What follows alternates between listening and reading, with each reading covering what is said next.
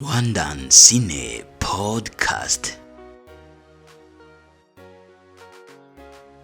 Okay, ladies and gentlemen, we are back again. Rwanda Cine Podcast. Rwanda Cine Podcast.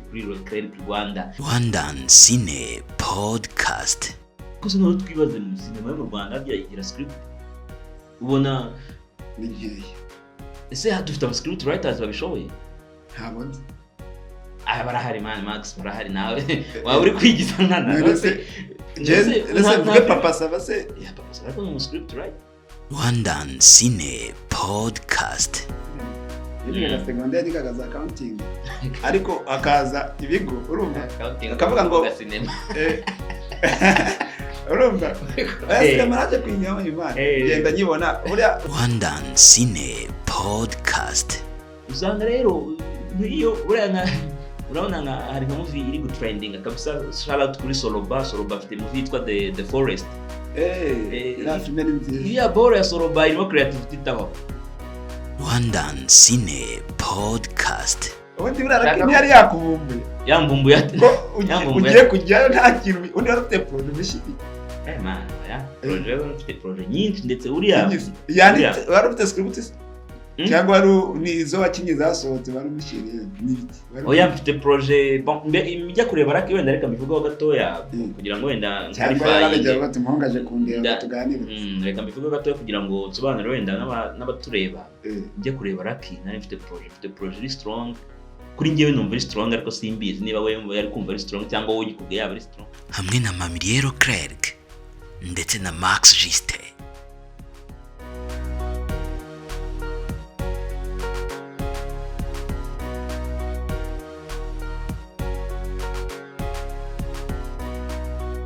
Okay, ladies and gentlemen, we are back again. Rwanda Cine Podcast kuri Rwanda. Ni hahandi ni cya kiganiro tuganira tugamije kubaka, ni podcast tuganira tugamije kubaka, ntabwo tuba tugamije gusenya, tuganira kuri sinema nyarwanda dushakisha uburyo kiya zamuka ikambuka imipaka. Max imeze bite? Ngende Mamiriero Clerc ngakuye na Max imeze bite? Ngende yarungu nitwa Max Juste nkuko mubisanzwe. Habandi hano kuri channel ya Clerc Rwanda kuri Rwanda Cine Podcast. Okay, Max Juste mumaze kutumenyera turahaza. Wakoze umunwa urumva ufite ibintu byinshi byo kuvuga kuri sinema. Abantu uyu munsi ndumva ndi tayari kabisa. Ndayivuga uretse ko nyine wamugane wabushize mama iminota mike yari kubona ibintu by'iruka. Umunsi nezere yuko uri bundeke tukagana. Okay, we are back again. Bibutse ko mukora subscribe kuri Clerc Rwanda, share ibi biganiro byacu bigende bigere kuri banki nabyo kugira ngo dufatikanye twubake, ntabwo tugamije gusenya. Please kuri podcast turaganira tukadiscussinga, it's a debate, ni debate ntabwo ari nta kwifunga kuhaba. Tunagutumira please uzaze tuganire. Max kumba kutambaza topic nazanye. Reka mbanza shimira abantu batanze comment ko hari byinshi nabonye nanjye batubwiye tugomba guhindura, ariko reka shimira abantu babonye banadushimiye ko ino Rwanda podcast ije kugira ikihindura. Tunashimire n'abantu dusanga tunasanze kuri set bakama ibiganiro. Okay, uyu munsi si wamugane wawe. Uyu munsi iye topic turi kuganira. Uyu munsi rero topic tugiye kuganira kuri sinema nkuko bisanzwe, ariko no tuganire se sinema ubundi igizwe n'ibiki. Ntabwo turi inzobere please. Ubundi sinema bisanzwe. Ubundi sinema iteye.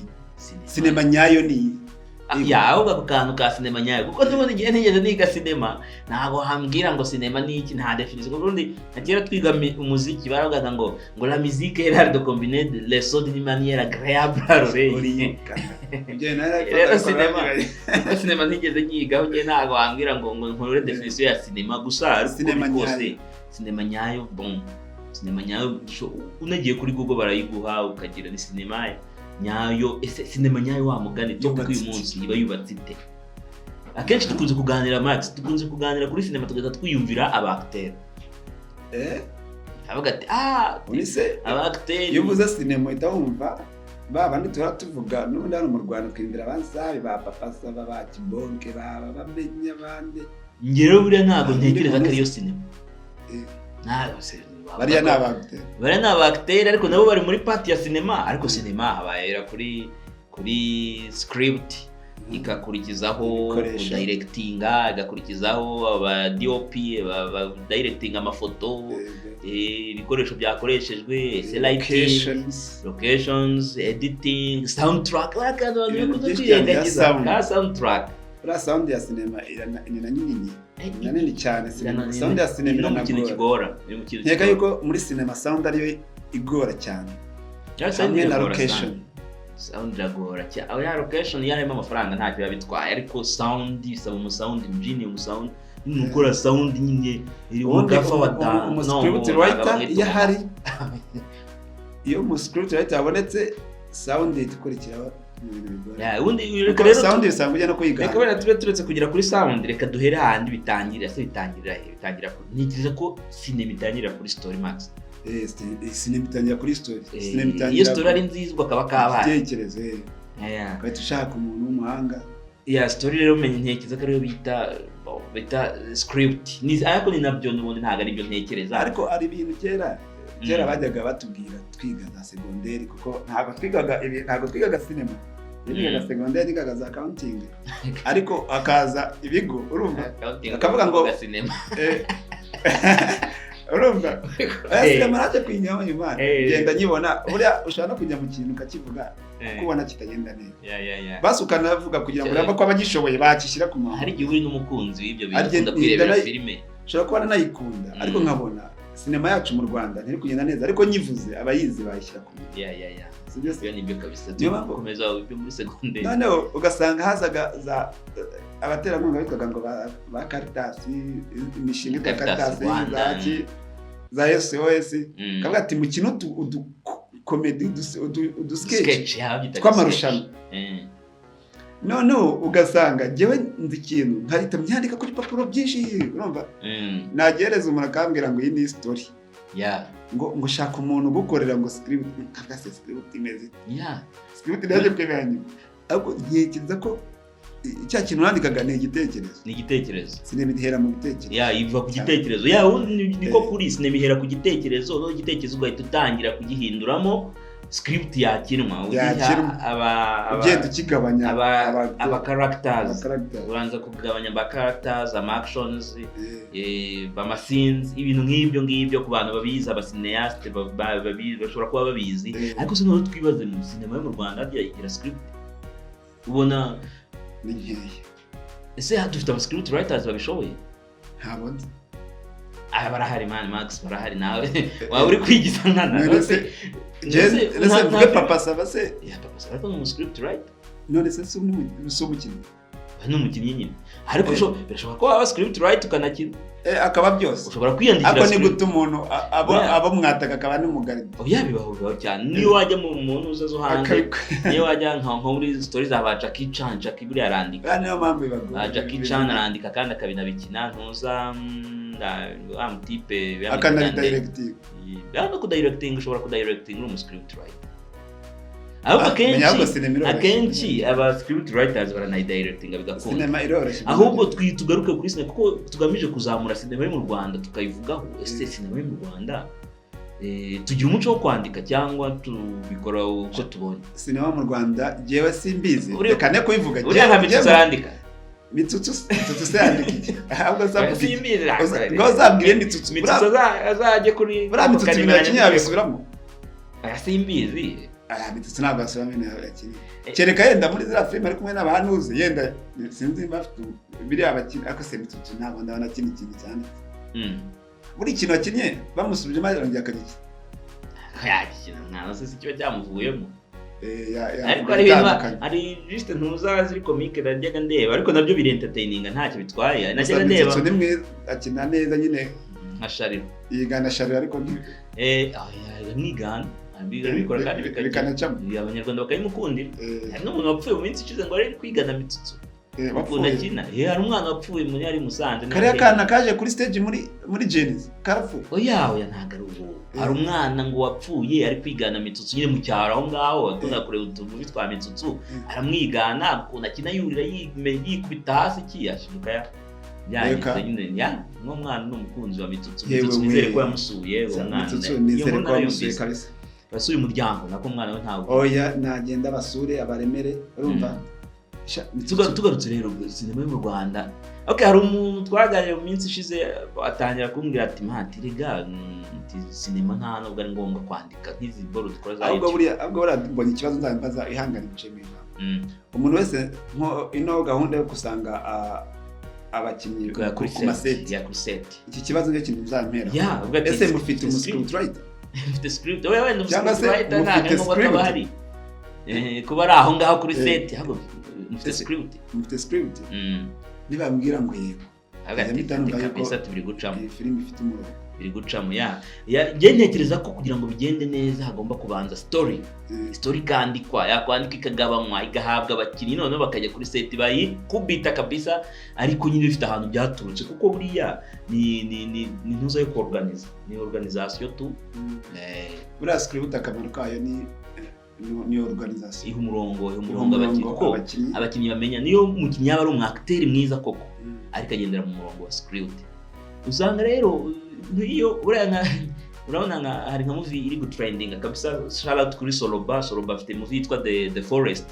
Ira filme nziza. Iya boro ya Soroba irimo creativity taho. Ifite script. Ntago mbizi. None se yes Soroba zatubwiye. Narigize ngo yenda byirabiziye kumuhaka. Ntago mbizi. Ariko ikigaragara iriya script iriya ntusifite script ifite ari uko ngo ordre chronologique. Ariko nayo ko nayibonye hajya bikagenda gutya. Ariko nayibonye. Hari ahantu narebye mbona igikoko gitwaye inyama. Isi ko namwita muri Afrika. Ntago mbizi ariko nyine igikoko cyatwaye inyama. Kimutwaye ibikurikiye umbona nta nubwo biri no kujyana. Nta bihereye hahandi bya kandi inyambo yatatse. Tavuga se ibikurikiye ko bitana reactinga no kuri iryo ubundi muri cinema akantu kabaye kose kaba gafite inkurikije. Buriya kuri ku script writers nabyo mu ijambo y'urwandika nka script abantu banditse script wenda bajye muri comment bambwire niba wambaye wenda ni isaha sibyo mu cameraman akagaragaza isaha cyangwa tuvuge ndagushuje gutya Max agusuhuza nkakurura intoki zawe ibyo bintu bishobora kuba bifite meaning iza kugaragaza impamvu ndakura intoki zawe cyangwa se kwa ndi mu rukundo nawe urugero ndi mu rukundo n'umuntu umukobwa urabona uri kugutereta umukobwa ufashe ikiganza baragifilmye uragikomeje umuntu azahita atekereza ko azabona relationship hagati y'icyo kiganza wakomeje nibizakurikira nyine bya byose rero mu script writer niwe byandika nanjye ndavuga narebye ukuntu cinema ukuntu film imeze nabona nk'uyi telefone kuri hano nimba ndi gukina filme iteretse hano ukamera ayigaragaza byanga byakunda uri kuri filme araza kureba ikirebe kuri ya telefone aravuga ati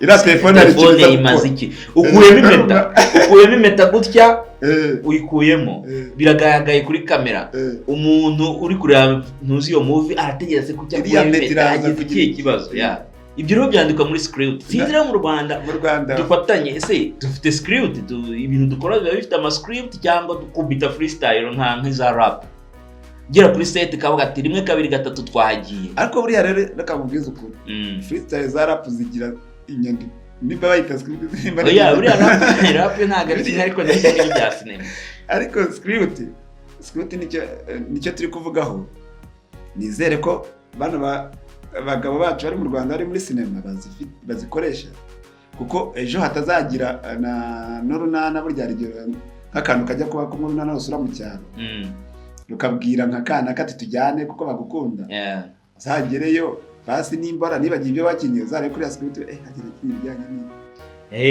ariko ziriya theatre zica kuntu ziriya kinamico cy'indamutsa cyo kigira script kuko nagize amahirwe yo kugira ahantu bari codingira abafite urupapuro gutya ese kane umunsi wagiye ku ishuri nunda gahita musubiza bitanagaragara iyo rero niyo script tekereza urunana rero rufite script ariko se umwana w'iwacu nakunze yitwa Diego umwana n'umupeti wo mu twakuranye mu cyaro nasigaye numva yandikira indamutse Kept up kabisa nabonye ngaho tekereza noneho nk'abo bana bose anagira abana bose bashobora kwandikira indamutsa ko ntabwo bashobora kwinjira muri cinema ngo basubire writer shimeti donasi n'ikina cyace ejo bundi kwa kabiri hari abantu benshi muri iyi cinema baba producer bashaka ama story ariko ugasanga kubise story aho ngaho kandi hari abana bashobora kwandika script kuvuga ngo ntabwo nzi kandi muzi mbonye mwana ariko se ubundi mamire yes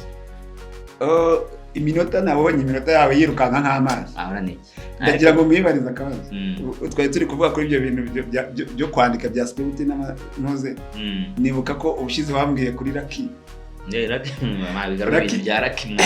birangije ubundi Lucky ntiyari yakuvumbuye yambumbuye ugiye kujyayo nta kintu undi wari ufite projet mushiki man projet nyinshi ndetse uriya wari ufite script cyangwa nizo wakinye zasohotse bari mushiriye n'ibiki oya mfite projet imijya kureba Lucky wenda reka mbivugaho gatoya kugira ngo wenda cyangwa yarajya bati muhongaje kumbera tuganire reka mbivugaho gatoya kugira ngo nsobanure wenda n'abatureba njye kureba Lucky nari mfite projet iri strong kuri njyewe numva iri strong ariko simbizi niba we yari kumva iri strong cyangwa wowe ugikubwiye yaba iri strong nigeze kukomoreza ko nari ndi muri Qatar ariko tuzabivuga wenda anytime tuzabiganiraho icyo kiganiro cyo tuzabiganiraho nari maze kwandika story nari mfite stories zigera kuri 18 yamani stories ubwo ni script 18 script ya 18 20 ya ariko ziracyari amashoti mu ezra cyangwa wese zijuguye bose zajya ko twasanga Lucky yaratumye zijuguye ayo se podcast ntiyaje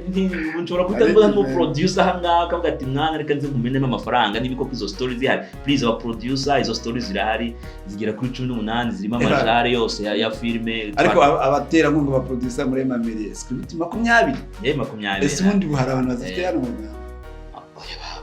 ari abana bandika mwana bazibitse 20 nuko abantu benshi ahubwo badashaka kumenya ubu ngutungiye ngo ya 16 yatiwe yewe gwe mbire zingahe ariko nari mfite n'akamuvi natangiye gukora kugira ngo urumva naraje mbona biragoranye bitavuga ati watangiye gukora naka kamuvi wenda kagatuma menyekana nk'umuntu uri gukora cinema komba ndakagize kitwa Madame Vumbi na Bwana Cyondo na story kanje tu shout out ku gihe nabonye yaraga posting the minsi bankoreye ku gihe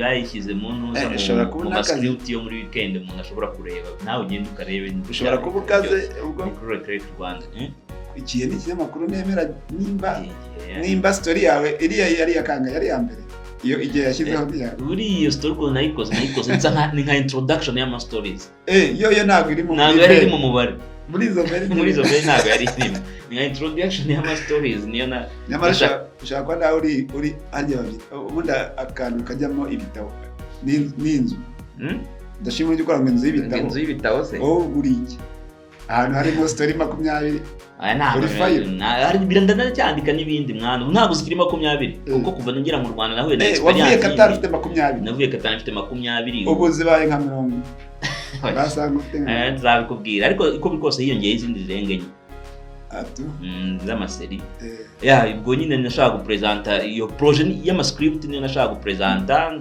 kuko ari projet ishobora kugirira igihugu akamaro yitwa Cinema The Right to Rise My Motherland wenda mu biganiro bizaza n'ubushaka kubimbaza uzabimbazaho ari projet rero nshaka ko mwereka nyine gukora cinema igamije kuzamura igihugu cyacu ari cinema isanzwe umuntu yakwenjoyinga akayireba ariko ifite na gahunda yo kuzamura igihugu cyacu rero niyo nashaka kumupresenta ariko nanamubwira ko mfite agastory gaca kuri YouTube ni nawe yambwiye ati ntago ngiye neza imbere aba YouTubers kitwa ko nawe yivumbi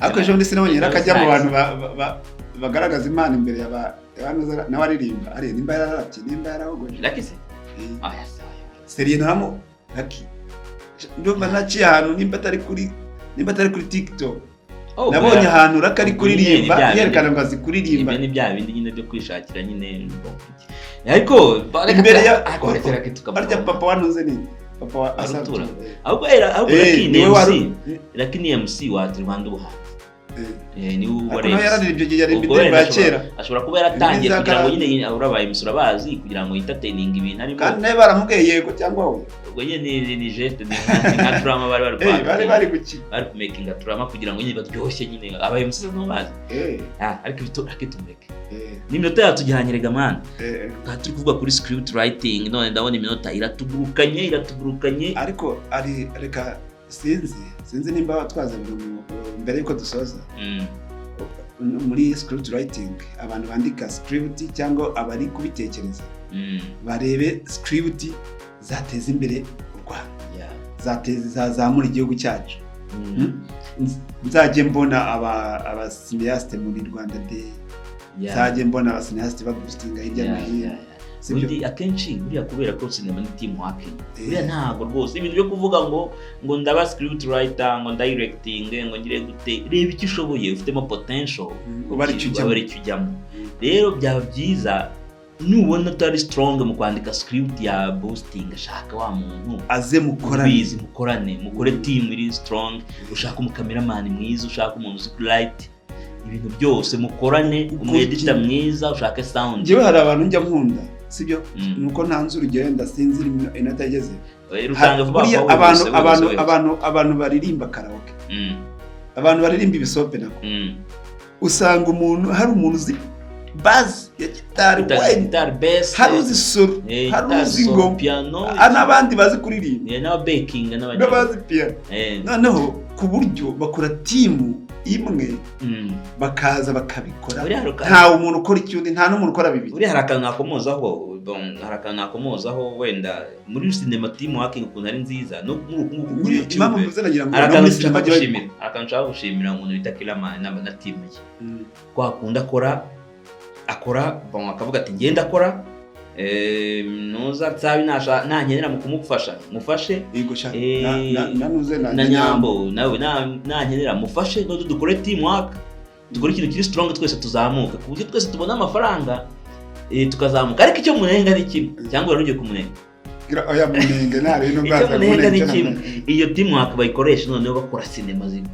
izamuka nangiye kuvuga ati ibyo ngibyo urabimukundira ari mu Rwanda bari gukina tragedy zabo ariko ze azabikina ko yakoze ikintu kituma aba international ibintu nk'ibyo Max minota yatujyanye twa turi kuganira kuri script writing uyu munsi tuzongera wenda ubutaha ariko mushyire muri comments mukeneye iminota myinshi cyangwa nta minota myinshi mukeneye ese tuba twabarambiye jya hariya muri comment ubwo nk'umwanzuro watanga nuhe umwanzuro natanga twebwe turi muri sinema nyarwanda nanjye ubwo nishyizemo n'abandi namwe mwamaze kumenyekana muri sinema nyarwanda dukore sinema izamura igihugu cyacu nanjye wenda umwanzuro natanga ahangaha sinema twebwe turi muri sinema noneho dutekereze ku kwandika dutekereze ko sinema ihera mu myandikire ntihazagire abantu bajya kuri set badafite inyandiko y'ibintu bagiye gukina Max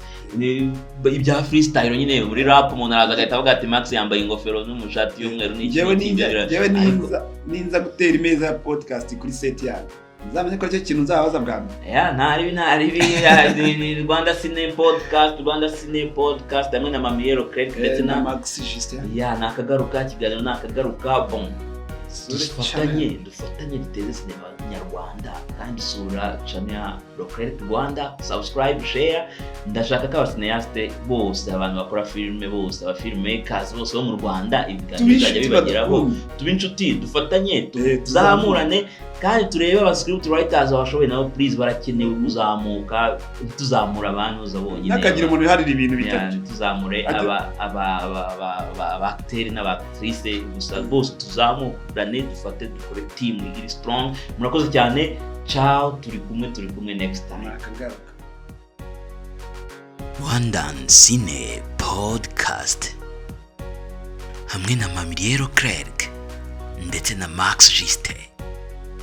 Please muze dufatanye tuzamure sinema nyarwanda igere ku level iri international.